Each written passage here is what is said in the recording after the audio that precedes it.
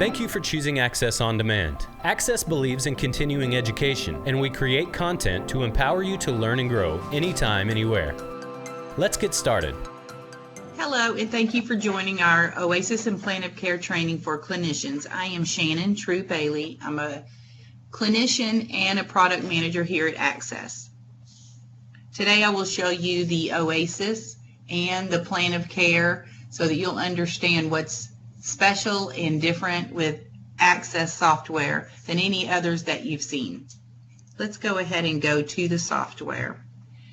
Now, I am in a testing agency, so some things that you'll see here will be testing and not live data.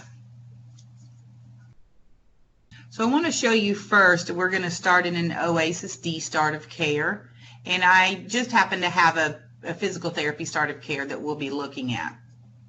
Okay, when you open up the OASIS, you will see first on the left side, you'll see the tabs of each section of the OASIS. And that is good because you know where you are in the OASIS at all times. That's one of my very favorite features of our Axxess software, is that you know where the end is. So let's look at the load previous assessment section here at the top. We have the ability to load a previous assessment that matches your assessment. So let me see if I have some under here. I'll show you that on another OASIS where I do have some other assessments loaded. But I want you to know that the load previous will load all the documentation from whatever one you choose from the drop-down list. It will not load things that absolutely will not be the same for that patient, like vital signs, but will load your previous assessment. And what that is good for is that it gives you a report of where that patient was at that time, and it prompts you to dive deeper into some sections and not so deep into others, and to really personalize your plan of care and touch those things that are important for that patient. So what it is not is a way for you not to assess your patient or address each issue. It's just a very good report for yourself and a checkpoint and a cue to assess. So I love this feature for that reason. Now I want you to notice the color coding in the OASIS. You'll see that the green sections all throughout the OASIS are blocked in, let me start over. The OASIS sections all throughout the OASIS questions are blocked in green. So those are just information for OASIS, all the M questions that we have to address. The blue sections, like you see here, are strictly your assessment sections, and these are the sections that you'll be answering per your assessment, and these are also sections that your QA will not change. They are not allowed to change. Okay. Let's see, there's the green. They can change your green sections and gray sections. Yes, the green sections and the gray sections can be changed by QA. The purple section is your plan of care profile, and that is the patient-specific plan of care, interventions, goals, medical necessity, and homebound status of your patient that you plan with your patient. So that is something that QA should not change, and they'll send it back to you if there are any changes needed in that section. I'm trying to find the gray section. Let me see. Supportive assistance. Okay, so you'll see here the gray section also flows to your plan of care, and these are things that are required by the conditions of participation. This is what Medicare wants to see on your plan of care. So the gray sections will flow, and these are also sections that QA can address without having you re-sign. So let's go back up. We're going to go through each tab quickly, and I want to show you what the functionality is and how to best answer or go through your OASIS. So you'll see that we have an Edit Patient Info button. So this section comes pre-populated from the information taken in by your agency. Your intake personnel will fill in this information from the documentation sent from your physician or the hospital, and it will be pre-populated for you. But if you see something that you need to change in here, like the patient's phone number, or you checked their Medicare number and it doesn't match, or something needs to change on their address, you can go in and edit this patient information. And at Axxess, we have a concept of one source of truth. So when you change this information from using this edit button, it goes to the patient's chart, and you update the patient's chart and come back to your OASIS. So anytime from any direction that you go into the patient chart, you're going to the same place from every direction. One source of truth means that wherever that information goes in the software, it's all the same, and we don't have discrepancies on that information. Okay, so you can change those, edit that, and go save and exit, and it will take you right back to your OASIS.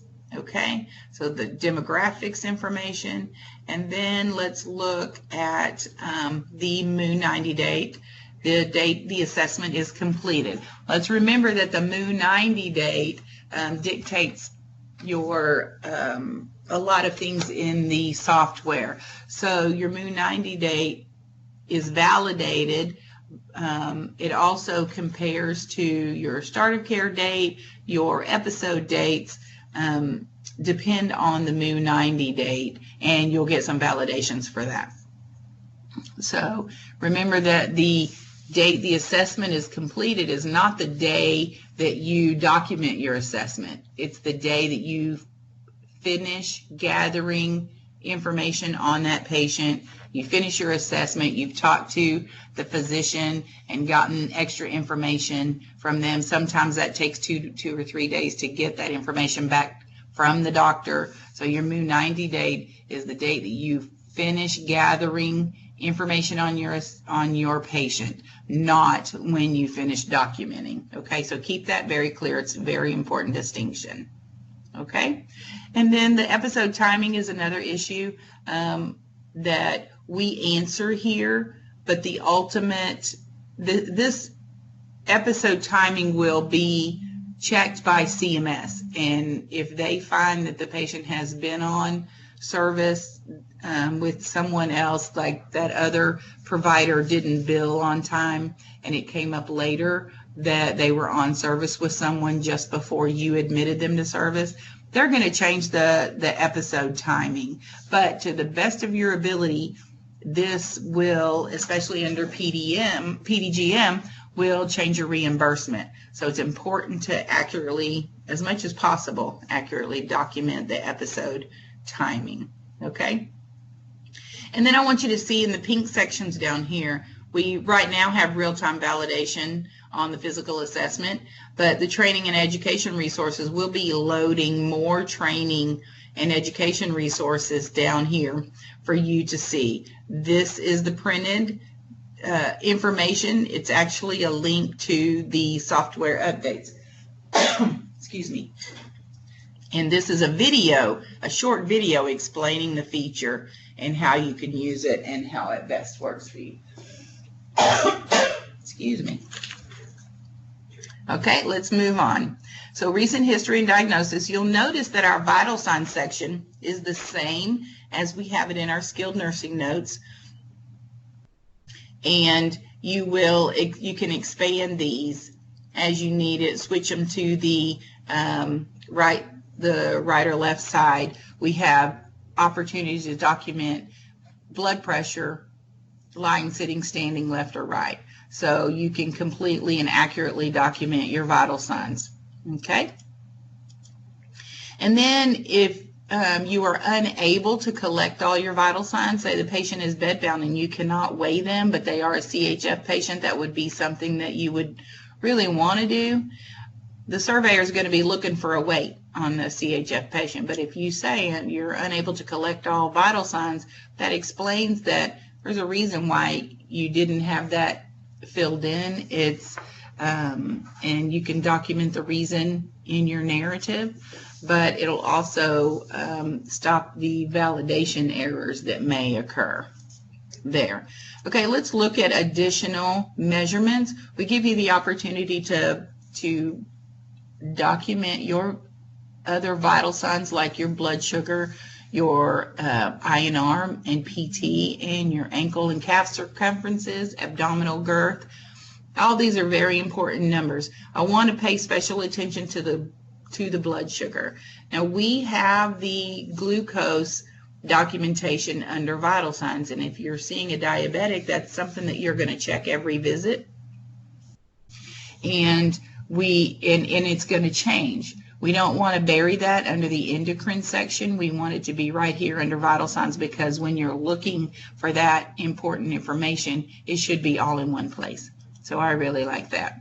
Understand also that we calculate the BMI, and when you put your height and weight in here, it also populates the M question that asked for height and weight. So you don't have to document that twice or remember what it is. It'll flow there. Okay, so if you have been doing home care for a long time, you have answered a lot of M questions. And so I'm not going to particularly go through how to answer an OASIS. I'm going to show you our software and what we have in it. Okay, so we have all the instructions that you'll need to best consider that M question, because we have tooltips with each M question. And the tooltips give you the CMS guidance, the item intent and the response guidance for each question. We took that right out of the guidance manual, so you won't miss anything from there. Okay, we also have the inline instructions that help you answer that question even without you having to go to a tooltip, but in-depth instruction or guidance is under a tooltip for each one. Okay, also I want you to notice that we have the up and down arrows, and this is helpful for when you enter all of your diagnosis that the physician gave you, and then you're planning your care, and you notice that congestive heart failure is really a bigger problem than something else on the list. I mean, even the hypertension, and actually that's a code with it, but muscle weakness or the history of falling, those are lesser. But if I wanted to move my diagnoses around, your primary diagnosis is what creates your grouper, and under PDGM, well, in any home care care plan, you're focusing on the primary diagnosis, and your other diagnoses you will address too, but CMS wants to see your focus as the primary diagnosis, of course. So we give you an easy way to resequence your diagnoses just by using these up and down arrows. Okay, so history of falling would never be a primary diagnosis, but you can see that. Okay, I also want you to see that we have these little book icons right here, and this is a link to Medline Plus Connect, and this is your teaching tool, and you can also switch the language on the teaching tool. Okay, this is a direct link and is printable and easy for you to use for teaching your patient each time, and each diagnosis will have that opportunity. Also, notice that we have an add another diagnosis. Medicare allows us to use up to 24 additional diagnoses. So you can add, we have given you 24 spots, so you can add up to 24 diagnoses if you have them. And then under PDGM, of course, CMS will be figuring out by your diagnoses that you put in there if you have a comorbidity adjustment. So they'll look at all 24 diagnoses and pair those. If you have a qualifying pair for a comorbidity adjustment, they'll give that to you. So you want to put every diagnosis that the patient has that is an issue for them, okay? And then we have the allergy section, and you'll see that this will open up and you'll be able to add an allergy, and this will flow to the patient's chart to their allergy profile.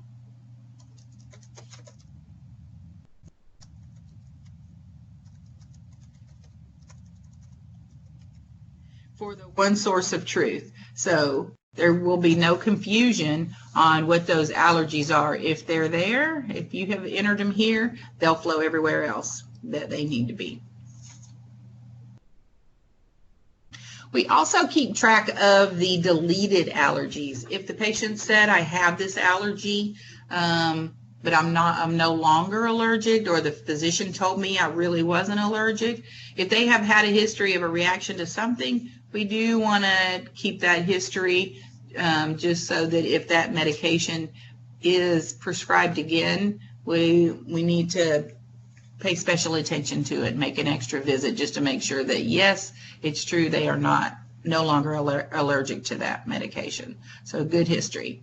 We also give you the plan of care parameters, and I love the way these are laid out, and the way they flow is that you it goes in order, and you enter, and just tab to the next one. It's just ease of use. I love that it's easy to read and makes sense the way they're laid out, and easy to tab to the next one. Okay, and let's move on. Also, the vaccinations, immunization log, also one source of truth. When you add it here, it goes to the chart and to all those other places that need the immunization record, and the inactive immunizations. You can see that this one, this flu vaccination is no longer up to date, and you can move that down to inactive immunization. So they have had a flu shot in the past, but they didn't have it this year, so that's something that you would want to address with your patient. Okay, so we also do risk stratification. So whenever we have these risk screenings, for example, this one for the infection risk, you're going to want to fill this out if you find that they do have a predictor and a confounding factor, then they're at risk for an infection, and you want to mark that they're at high risk for infection. And you also want to choose intervention and goal to address those. So you're going to choose the problem statement, high risk potential for hospitalization, and choose an intervention and a goal to address that problem. And then that's going to flow to your skilled nursing note and highlight that risk for infection. And the same with the hospitalization risk. We have the boost for those patients that have just come out of the hospital, and we have the HHQI risk assessment for patients who have not been in the hospital for the last 30 days. So let's look at the boost. You answer these questions, and then if you find, here, let's see. If you find that we suggest that you choose high risk potential for hospitalization, that means that you're going to need to go into the interventions and choose that, and then it'll highlight on your risk stratification at the top of your visit notes. Okay, and then also one source of truth, we go to the emergency preparedness and triage section. This goes out to your chart, and you can document that, and this is done sometimes at intake. So that may be pre-populated like it was there. And so you just need to go in and check that. And you'll notice that it was green. I had been in this note before, but it was blue like this. And whenever I come out, it just says that, yes, I did address the emergency preparedness, and gives me that satisfying green button and check mark. So I'm grateful for that. Okay. And then you can see that the height and weight was pre-populated by what we put in the vital signs section. Now let's go, I'm going to uncheck these so that you can see how this looks. You're going to come to the plan of care profile, which gives you your orders and discipline, orders for your discipline and treatment. So the first thing you do when you're in your plan of care profile is choose your problem statement. So what am I saying I have a problem, my patient has a problem with? We found that they were high risk for hospitalization. So I need to choose that problem statement. This problem statement goes to your plan of care. It's always editable. And you will put patient-specific information in there. The underlying risk factors are as follows, and they want you to list what you found up at the top. Okay, so they have multiple medications and cognitive deficits, let's say.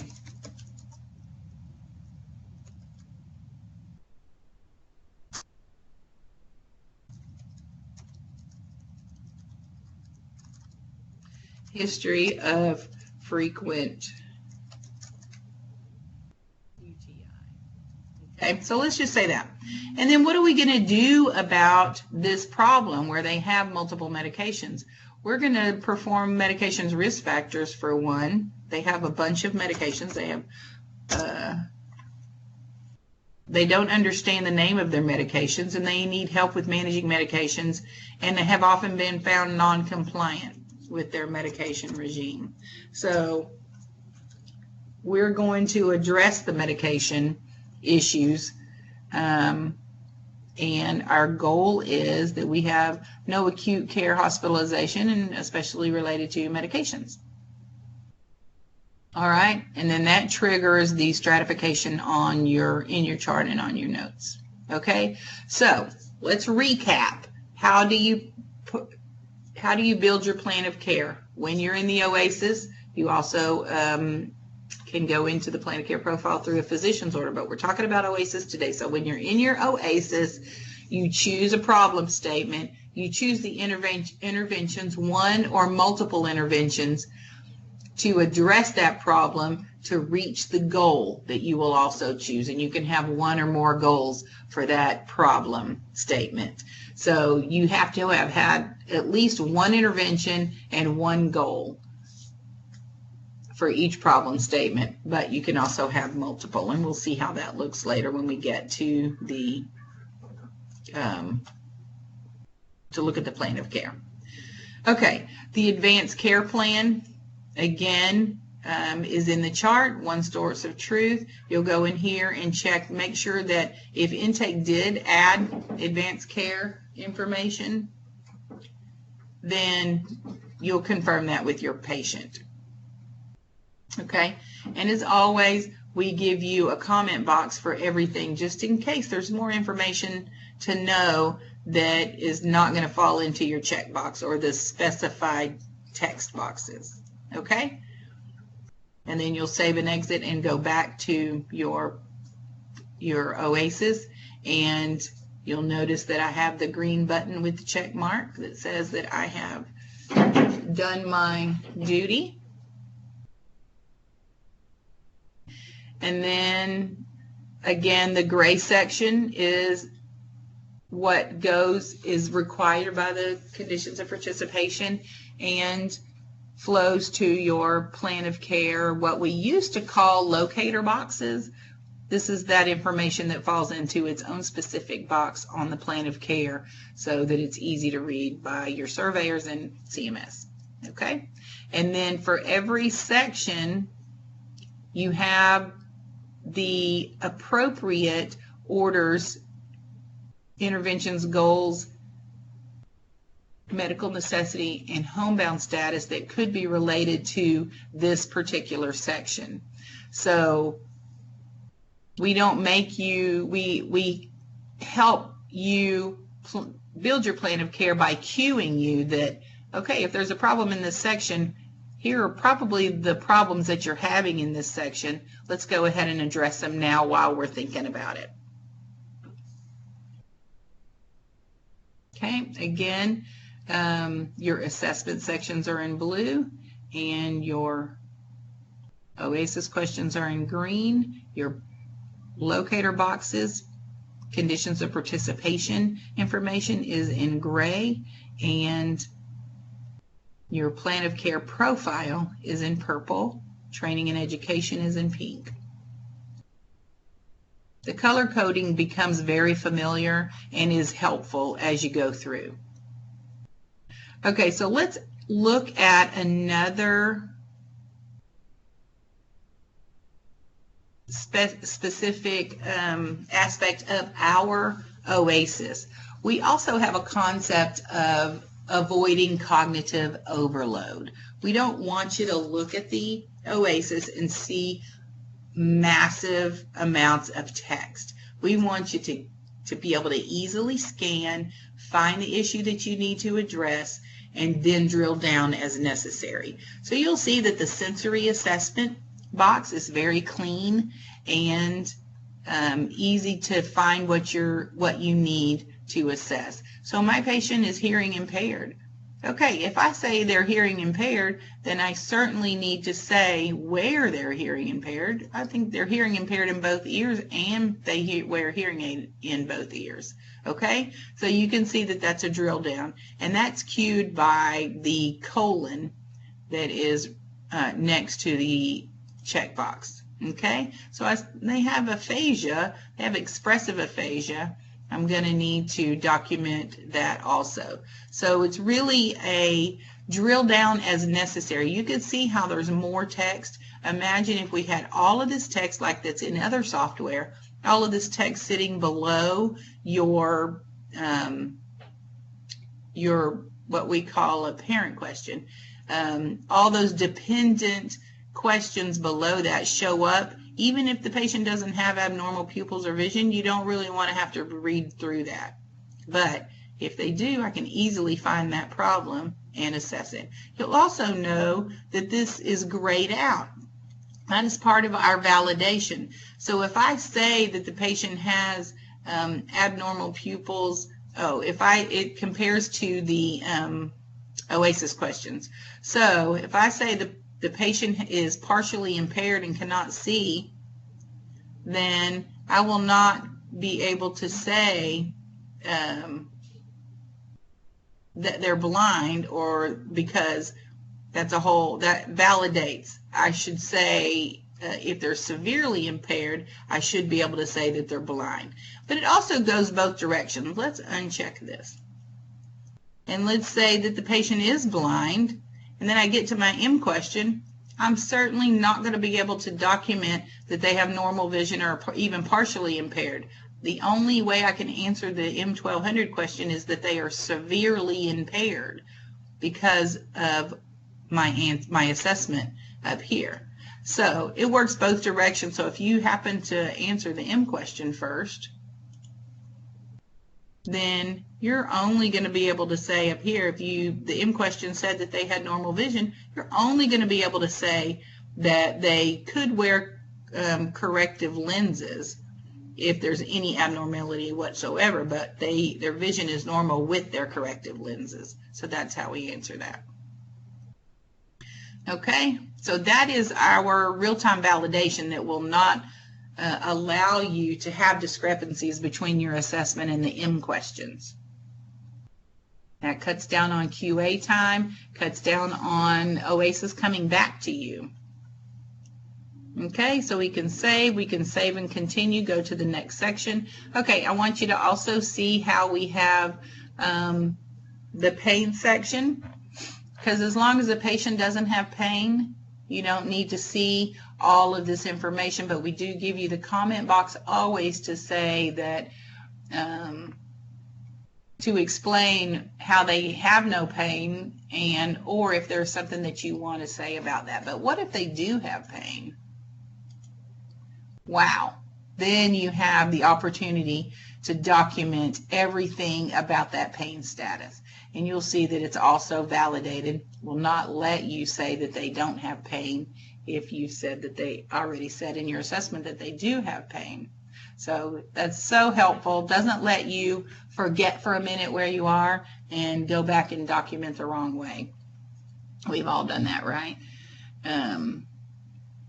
Okay, moving forward, you have your, in every section, we'll have the opportunity to document with multi-select or check-offs, but it will be appropriate, and that sometimes you need to multi-select.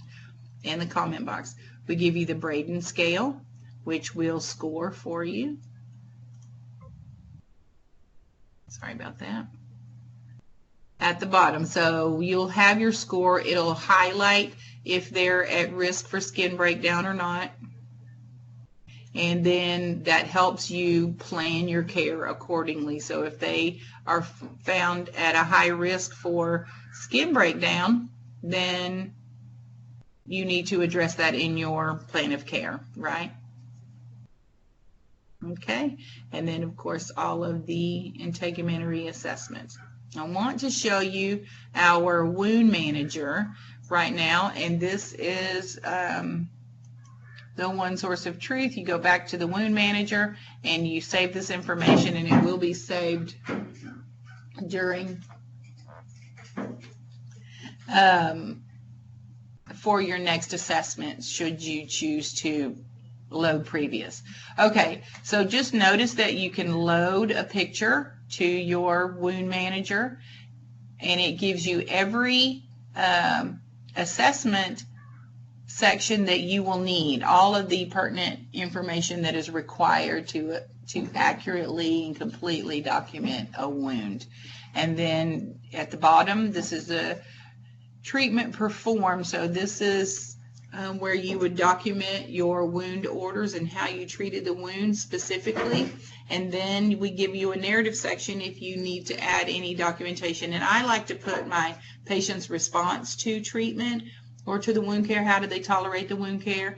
And if these orders have changed anytime recently, any pertinent information, if there's a new wound doctor coming, or the patient has an appointment coming up, anything like that, I like to put in that narrative, because it's important there for me to see later, for other nurses that are following you to see later.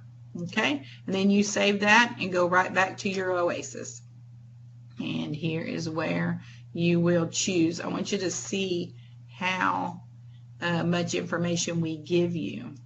Okay, so if we have a problem in the with an alteration in integumentary status, just means your skin is not intact and we have to do something about it, then we are going to choose that problem statement and then look at all of the interventions that we have here for you, so you don't have to rack your brain with the orders or the verbiage for your orders. And I don't know about you, but that's always just a headache. You want to document accurately, but you also don't want to spend your life documenting. You would like to spend your time with the patient and then be done.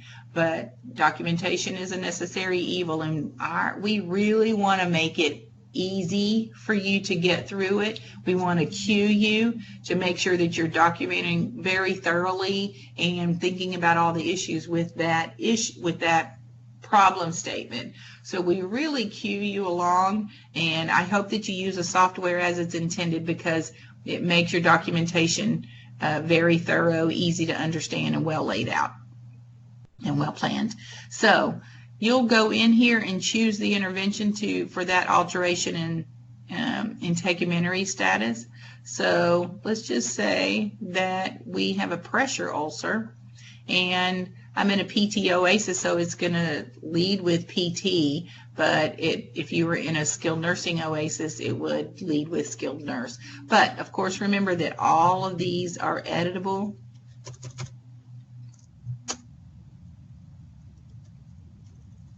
And you add patient-specific information to it.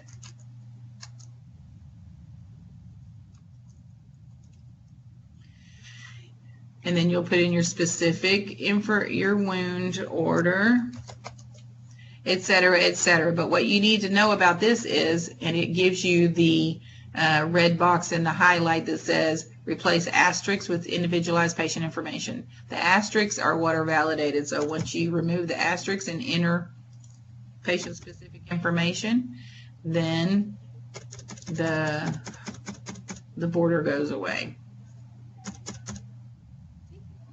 Okay, and what's special about the wound orders is that sometimes you have, 3 or 4 pressure ulcers with the same wound. So you can duplicate that wound and then just change the location. Excuse me. Or you can add another box with a completely different wound order. So we give you both options to add or duplicate. Okay, I love, love, love that feature. That makes it so easy for us. And there's not a limit on how much you can duplicate or how many wounds you can add. And you'll be excited to know that we have also a new wound manager coming up in the next year that will blow your mind. It is so advanced, and our engineers worked hard on this side so that it's easy for you to, when you get to documentation, that you will love the new wound manager that's coming up. It's very intelligent.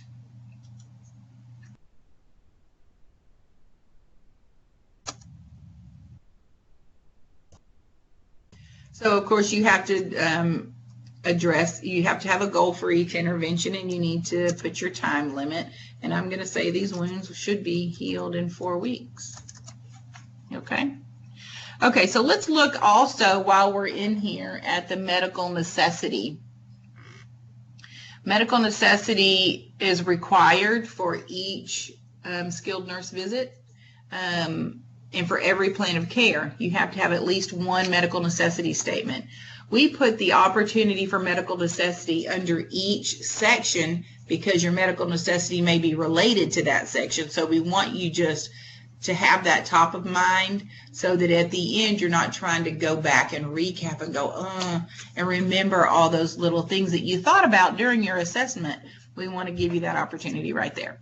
So medical necessity, when you choose it here, same concept that you can edit as necessary to make it specific to your patient. And homebound status. So also the same concept of editing and removing the asterisks and making it patient specific. Now, when you fill out your medical necessity, if you find a medical necessity in a homebound statement or multiple of those, whatever is necessary for your patient, those will flow to your skilled nursing note. And I love having that automatically flow because that always takes a lot of thought because Medicare doesn't want you just to check off a box and say that they get short of breath and they have a taxing effort. They want to know, why is it taxing for this patient? So you do it once here, put all your thought into it here, and it flows automatically to your note and saves you so much time in trying to recreate that statement every time. And so also know that if that medical necessity or that homebound status changes, it's always editable on your skilled nursing note once it flows there. Okay, so I thought this was a brilliant move and is so helpful for me in the field. All right, let's save and continue, move on. And just know that we do work every day to make your work easier. Our goal is to have an easy to use, intuitive, and very intelligent software for you so that most of your time is spent with the patient and that our software can help you achieve goals with your patient.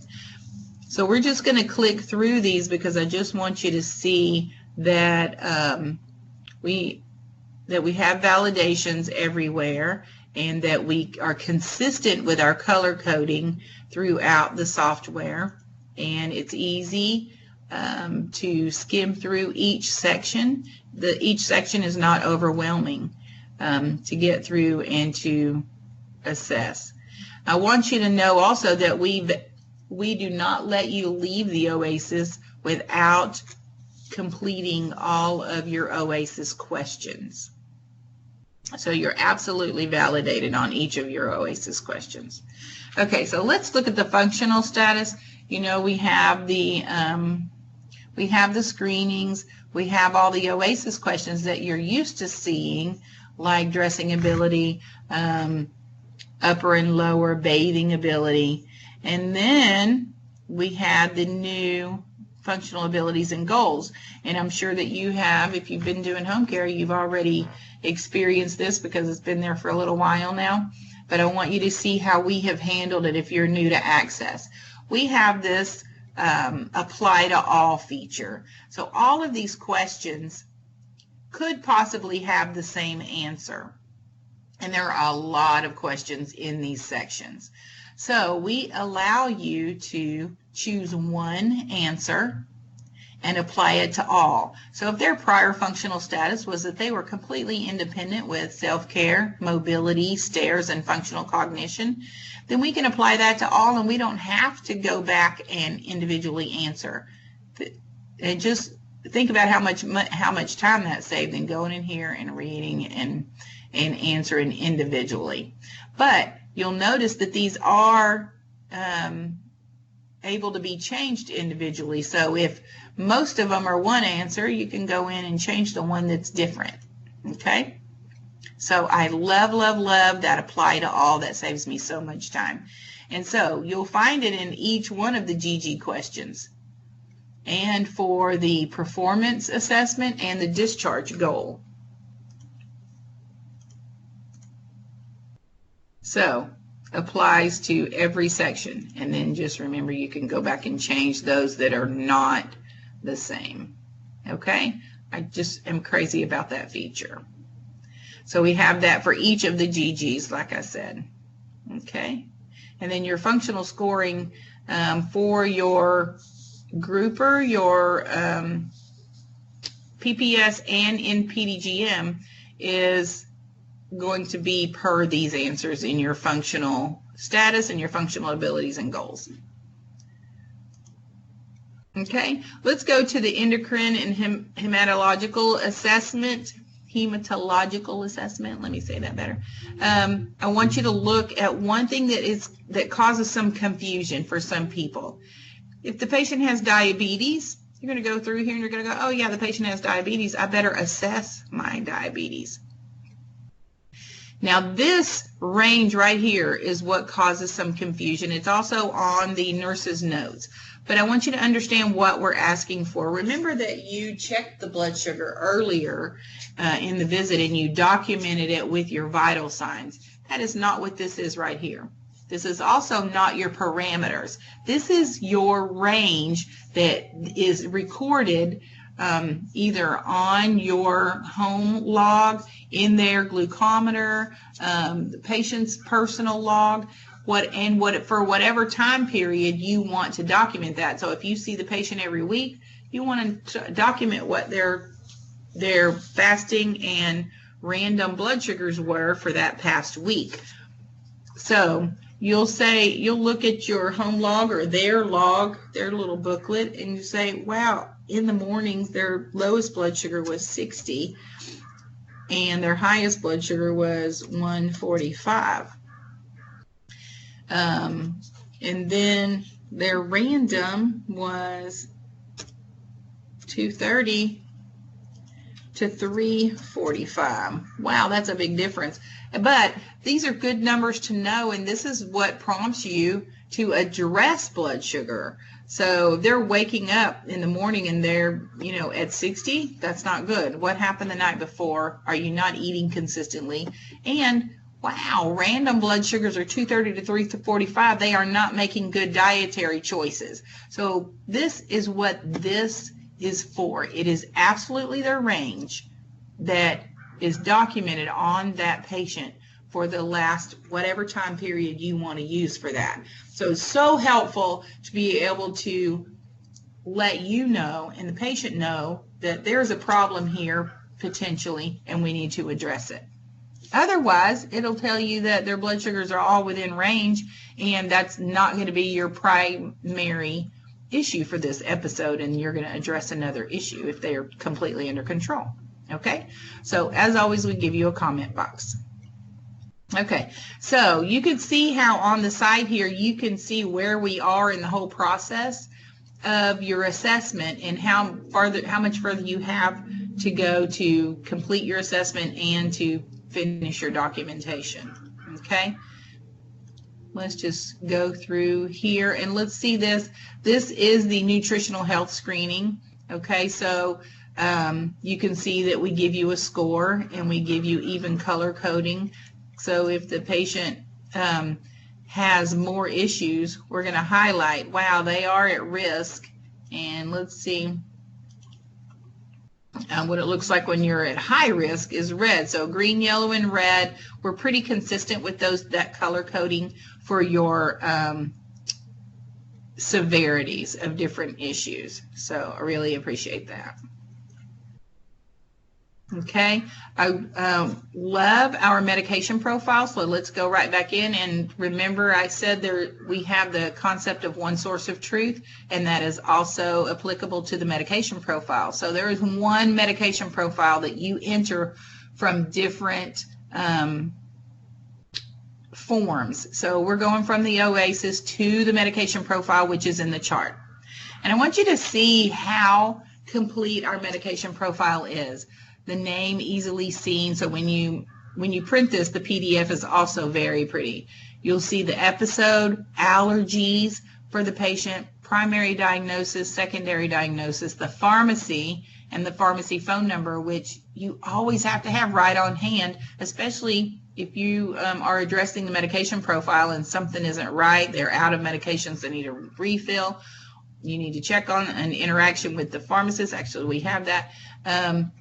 You have the pharmacy number right there, so very helpful. Also notice that we have LS, and that stands for long standing. If you don't, and the patient doesn't remember when they started this medication, but you know they've been on it for a very long time, you can put long standing instead of the start date. But otherwise, you have the start date, you have very clear medication description and instructions. And then whether it's a new or changed medication, that's helpful to know. The classification, I have seen a lot of medication profiles that don't give you the classification, and I think that's important to know.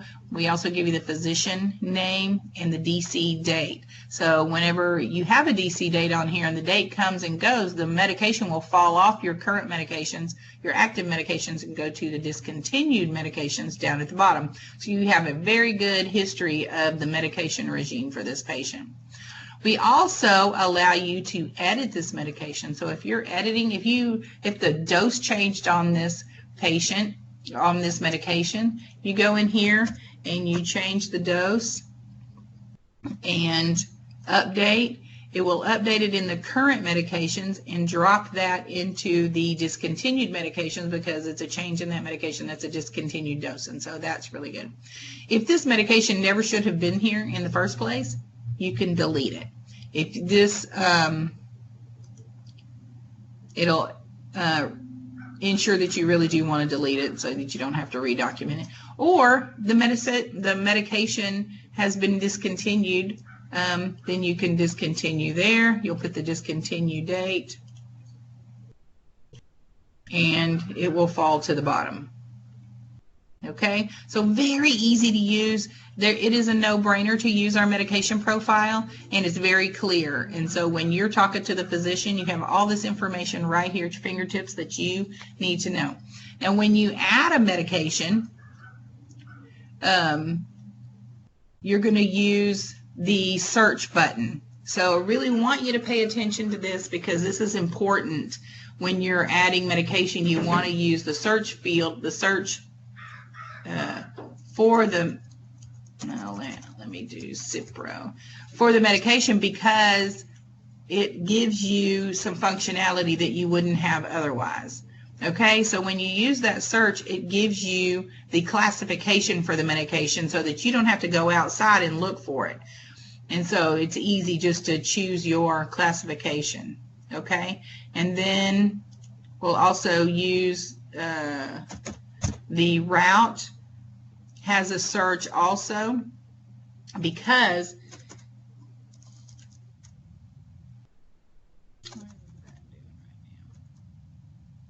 there we go. Because for Medicare says we want the medication profile to be written for the patient.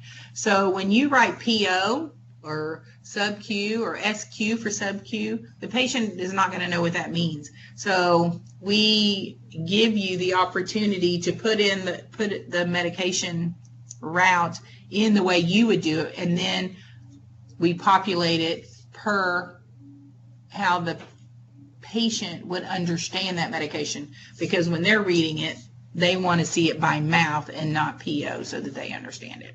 Okay?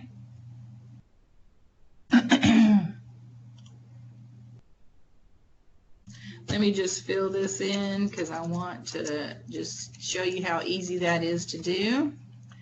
Also, if your physician doesn't show up here, then that means they needed to be added to your agency's list of physicians. So you'll need to do that. You can put the medication in without the physician, but it's much better if you put the physician in, of course.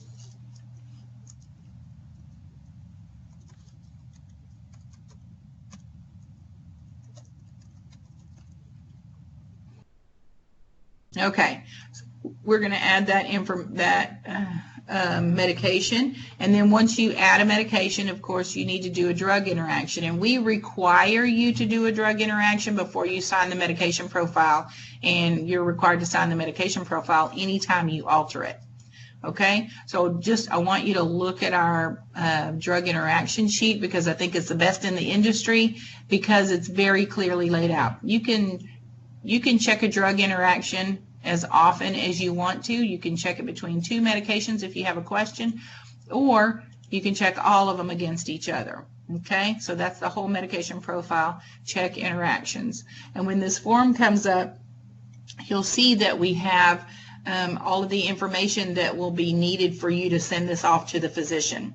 We also put it in order of severity. So the major drug interactions will be on top, and then go down to moderate drug interactions. So you'll see the two medications that are interacting, you'll see the severity description, and then you'll see how to best manage. What do you look for when you have these two medications for an interaction? How do you manage, and what do you need to tell your patient? All this information is here, that's easy for you to use as a clinician teaching your patient, easy for you to keep track of these medications, and it also helps the physician start to address this issue and gives validity to your concern with the drug interactions.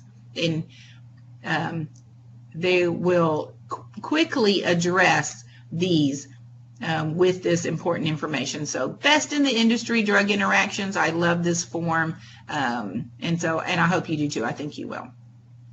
So that is our medication profile. Let's just go look at the print version of this, because this is what you'll print and hand to your patients, and keep in their home folder for other clinicians that follow you that will want to see it, and for your patient to use for their drug administration.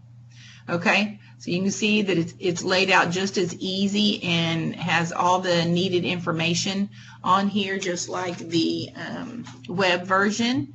So I just wanted you to see and appreciate that like I do.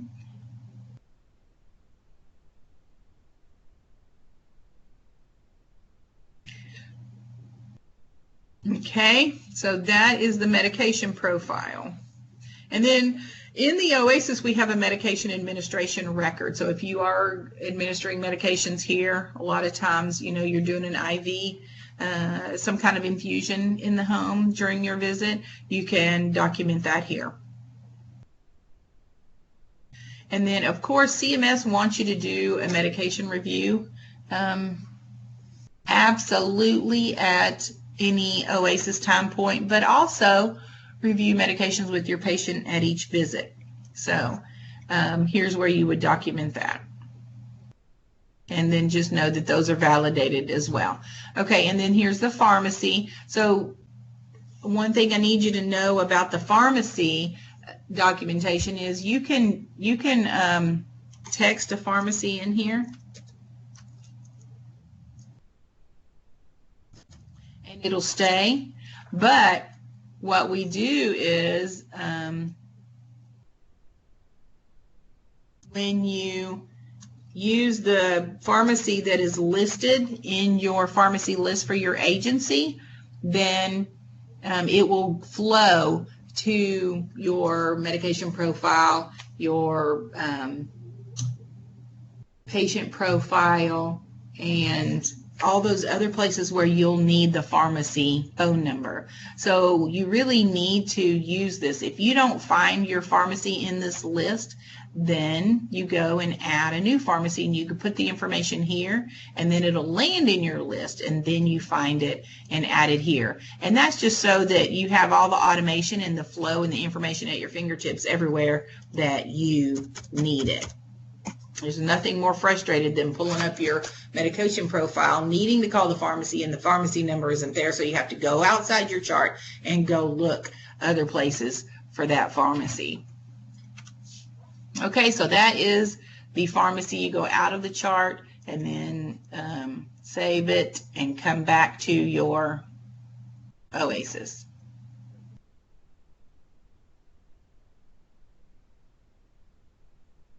I'm just gonna run through now. Remember that I am in the start of care for a PT. So they will have an extra tab in here, which is the therapy evaluation. And what's great about this is that we give them the apply to all feature as well in this section. And it has all their PT evaluation tools. What I also want you to see is, let me get down to it, the therapy resource link. So we have a list of all of these different assessment tools for the therapist, and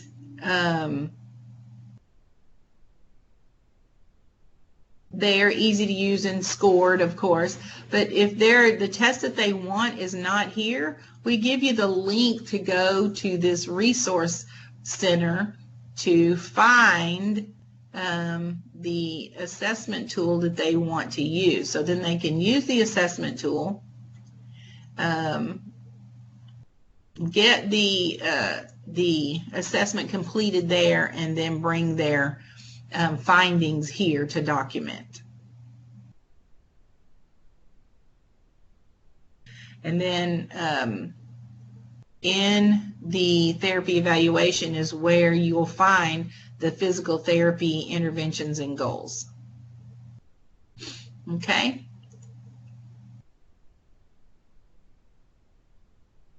Right here is a list.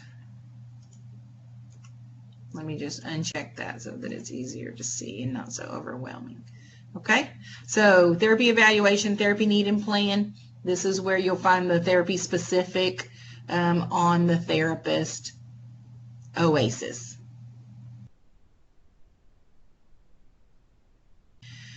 Okay, so the supply manager is your list for your agency so that they can order the correct supplies for you. So when you put it here, they'll be able to have a specified list for them to order from. And then from the OASIS, you can add a home health aid care plan.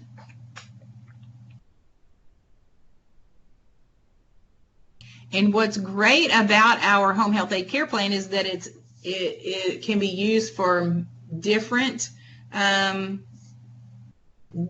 entities, a home health aide, personal assistance services, homemaker, or another service provider. And it's the same care plan. You just mark what you want them to do.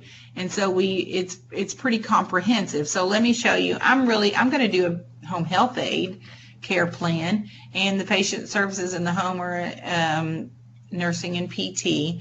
And what I need for them to alert me as the case manager is if the patient refuses care, has red or broken skin.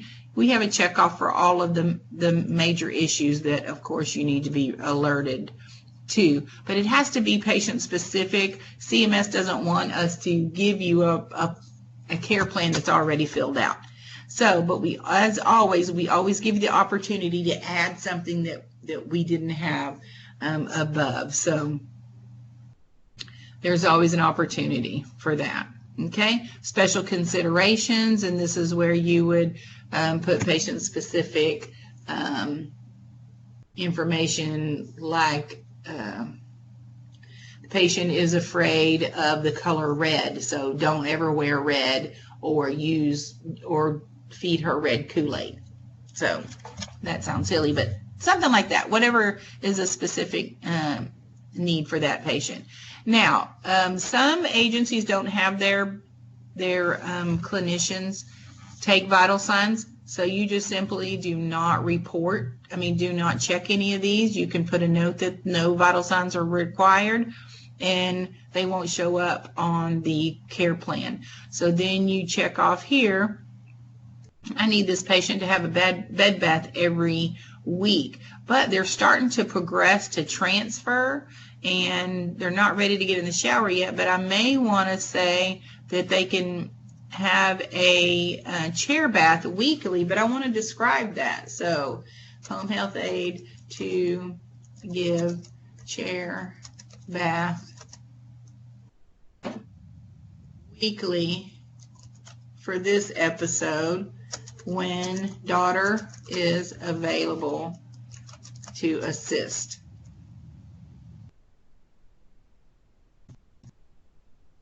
Okay, so you give specific information, and then these two things will show up on the care plan. All right, and then I want her to have lotion, hair comb, shampoo weekly, oral care every time, clean and file nails weekly, and she doesn't need a shave. I also want you to pay attention to incontinence care, and I want you to record the last BM every time. And I do want you to record the intake during your visit. Patient is on fluid restriction, and any fluid given must be recorded for daughter. Okay, so that's good, right? So, and then also, like I said, remember that that this care plan can be for a personal assistant or a homemaker or any other caregiver. So we give the household tasks that are not typically done by a home health aide in a skilled episode, but changing linens, clean the bathroom, clean the kitchen, go shopping, take out the trash, vacuum. Those things could be done by a personal assistant or another kind of provider. So those would show up as well.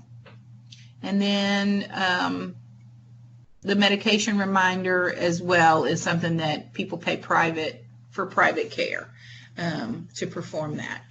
Okay, so we also give you the opportunity to fulfill your obligations to Medicare when they're paying for the service, to review your care plan with your aide. You oriented the patient, you oriented the caregiver. Those are required under the Medicare payer. Okay, and then of course you sign your care plan.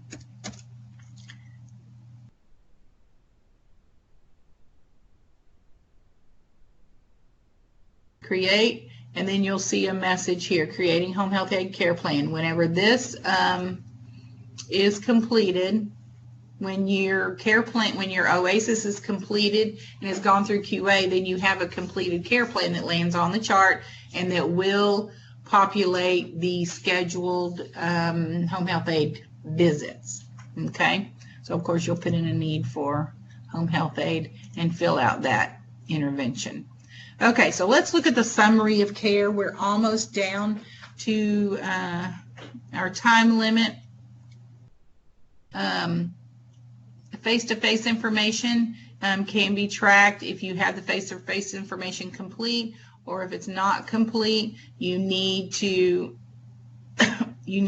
mark that the face-to-face addendum is required, or that the patient will have to see the physician. If they haven't seen their physician in the last 30 days, then you need to make sure that they're scheduled to do that. Okay, so that you can document easily that you instructed them that you have on the face-to-face regulation and that they need to see their physician. Okay. All right, we also give you the opportunity to go and fill out an infection log. So if they come with an infection, or if you noticed a new infection that was not documented by the physician, you need to fill out an infection log. Patient's rights, and the patient goal. And remember that Medicare wants to see us write patient-specific goals for each episode that come directly from the patient. So you have to ask them, what is your goal for this episode? What do you want to accomplish? And you need to record that here. So this is where we support their right to participate in their patient's rights right here. And then coordination, you can fill out a coordination note here. You need to document who you talk to about the plan of care here. If there was an issue during the start of care assessment, you need to do that here. So this will open up a coordination note, and then when you sign it, it will land in your chart. Same with the infection log. And then you can update your emergency contacts. Intake will add this if they have it, but a lot of times they don't have it, so that you need to do that while you're in your OASIS. Also from here, you can add as many emergency contacts as the patient wants to give you. So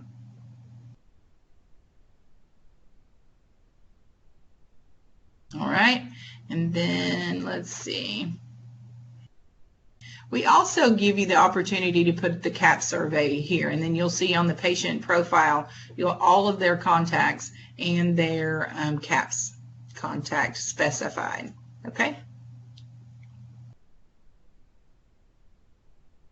All right, and then so let's go. We also give you all those interventions that Medicare says in the COPs that you're required to do at the start of care visit.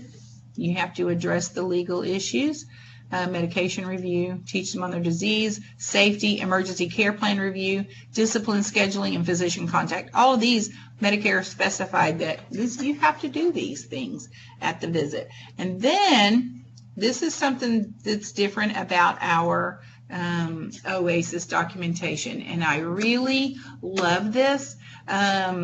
For one thing, we always give you the opportunity to load a template.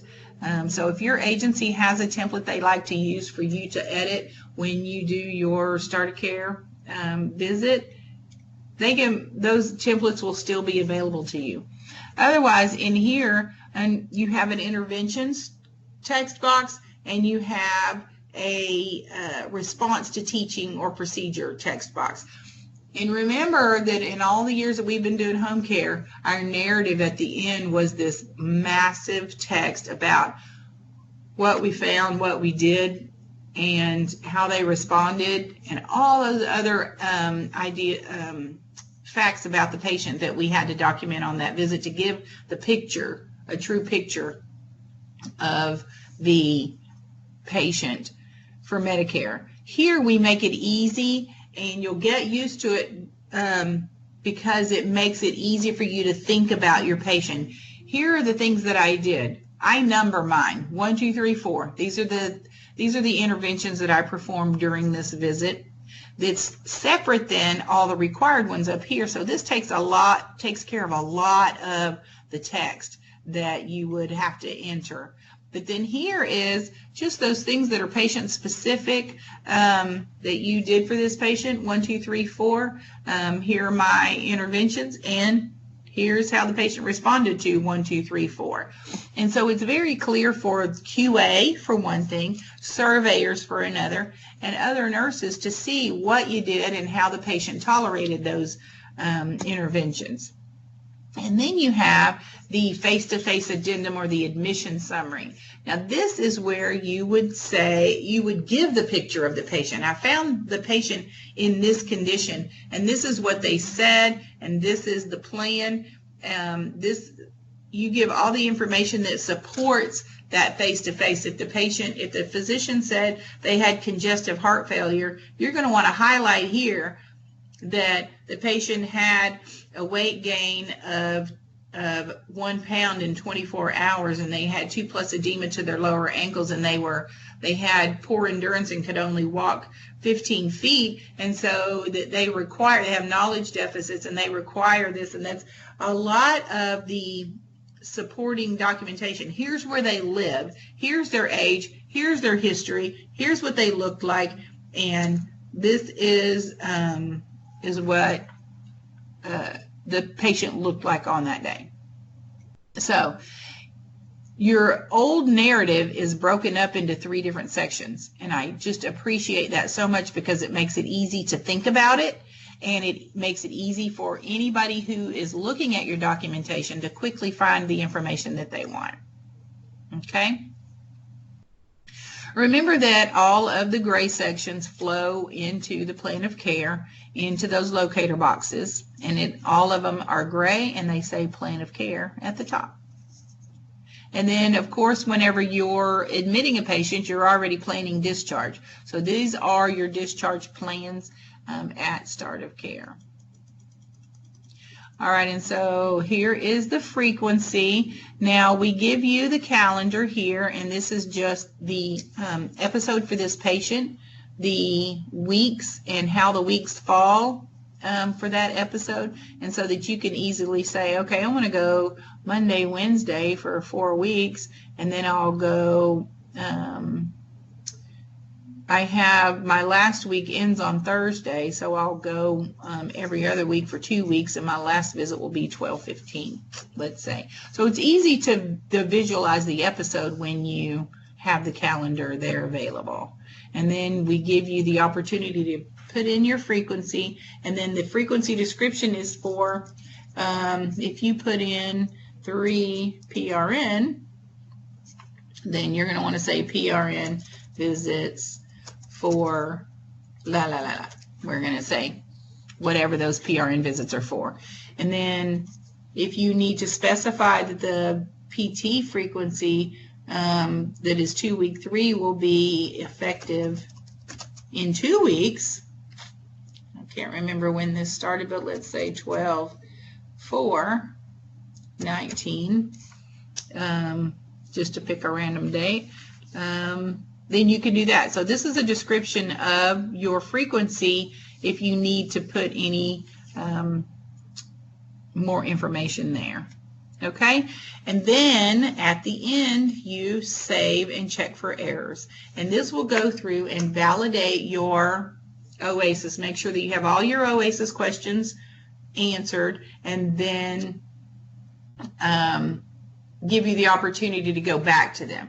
Well, I didn't have any, so let me go back. I want to show you that. So let's say that I didn't have the date of referral in there. So let's take that out and save and check for errors. And then, so it's going to take you right to that question to correct.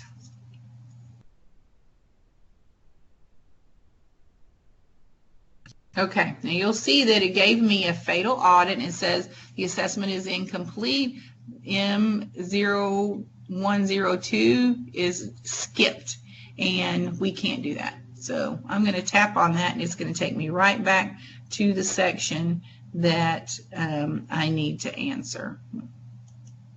let's see, 10/21, so let's say it was 10/7, oops.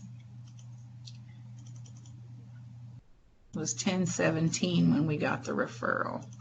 And so we'll correct that and check for errors.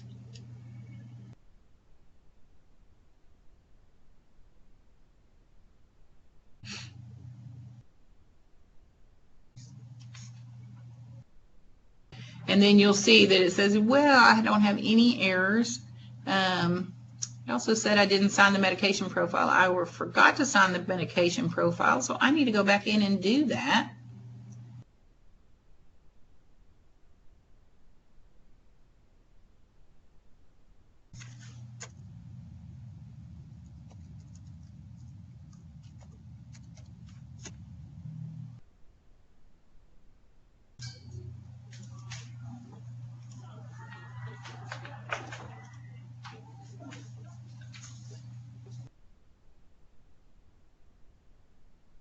Let's go back to the OASIS, check for errors again.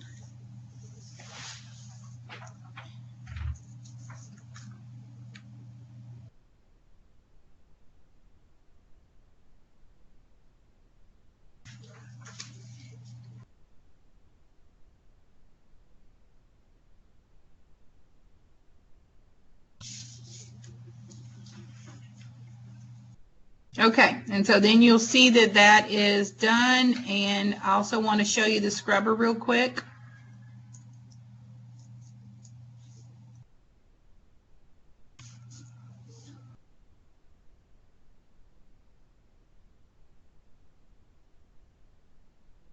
And this will show you things that are inconsistent. So if you said, that the patient was able to bear weight and pivot to transfer, and then I said that with ambulation they need supervision.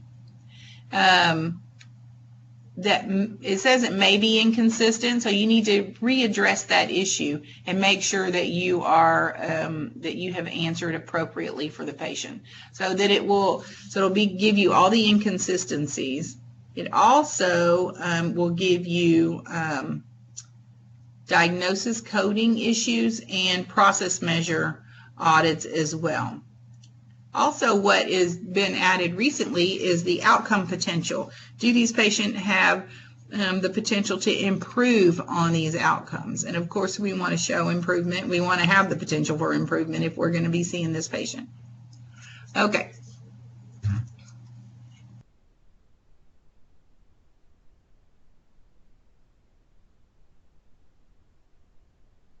Well,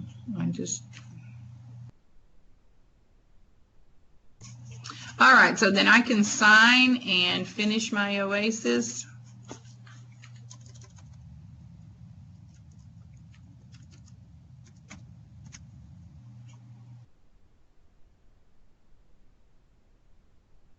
And it'll land on the chart completed, and of course it'll go through QA. I want to show you that because of the OASIS that I just completed, I will have the case mix information right here.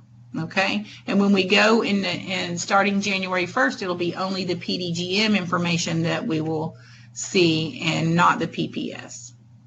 Okay, and then you'll know that you'll see that the plan of care is automatically generated when my OASIS is complete, and both of these will go through the QA process. Okay, let's just peek at that really quick because we need to go, but you'll see that the locator information falls here. Then you'll have a clean plan of care that's easy to read and follow. And then your interventions and goals will be here. Medical necessity and homebound status will show up here as well. Okay, so before we go, I just want to give you a few little bits of information about OASIS D1 since it's coming up, and maybe when you're listening to this, we are already in January and beyond. So let's talk about OASIS D1. Remember that OASIS D1 is the very same OASIS as D. Therefore, Medicare didn't even give a new guidance manual. They just gave an update. So they're adding 2 questions back to the start of care And then most of the changes are on the follow-up, which is the research and other follow-up OASIS. So on these forms, they made 23 questions optional, meaning they don't really need that information anymore and will not be collecting that information. So those questions become optional. So you may ask, why didn't they just take those questions out? These questions may be important for your agency's quality assurance performance improvement program. Some of these questions, you'll wonder why they took them out or why they made them optional and don't need that information anymore. They may be important for us as clinicians and for the agency. So talk with your agency, because your agency needs to make the decision whether they really want you to answer those questions or if you can opt out of them. So it may not be your decision. So let's just go and look at how these questions are set up. Let's go to sensory status. You'll see that the last option on this M1200 is started with an equal sign. Equal sign indicates that that question is optional. You don't have to answer it for CMS purposes. And when you answer that question that way, it won't be submitted and it won't be validated on our software, won't be submitted to CMS. Okay, so there are a few of these in the software. You'll see, I'm just going to scroll through and let you see that they are there and recognizable.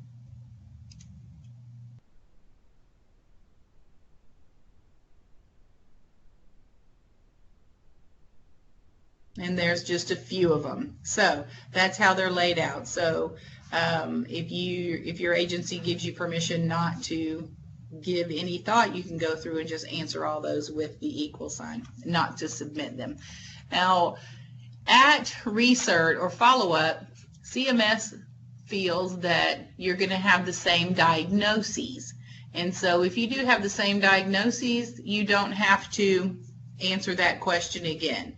But with our software, it's kind of a moot point because we populate those areas for you. So it doesn't take any work for you to answer or not answer the primary and secondary diagnosis questions because they're there for you. But you do have the option to change those diagnoses if at follow-up or research your focus changes. So that's just one area where we did not give you the option to opt out because it wasn't necessary. Okay, so just know that OASIS D1 has some functionality in it, especially for the PDGM billing changes. So I don't know that I populated this. I just wanted to show you those questions. And then just like I showed you in the OASIS D, you'll have the case mix at the end after check for errors that will show you only PDGM, and you will have all the same functionality of the OASIS D. So please let us know if you have any questions about that. I have taken up a lot of your time, and I think it's been fun and hopefully educational for you. Have a wonderful afternoon and make it a great day. Thanks. Bye-bye. Thank you for joining our on-demand training today. Axxess is the only home healthcare technology company approved by the American Nurses Credentialing Center to offer continuing education credits and the most recommended home health software on Software Advice. You can watch more on-demand training videos through our industry-leading help center or at axxess.com, where you'll find tutorials, blogs, white papers, and answers to frequently asked questions. Axxess, empowering care anytime, anywhere.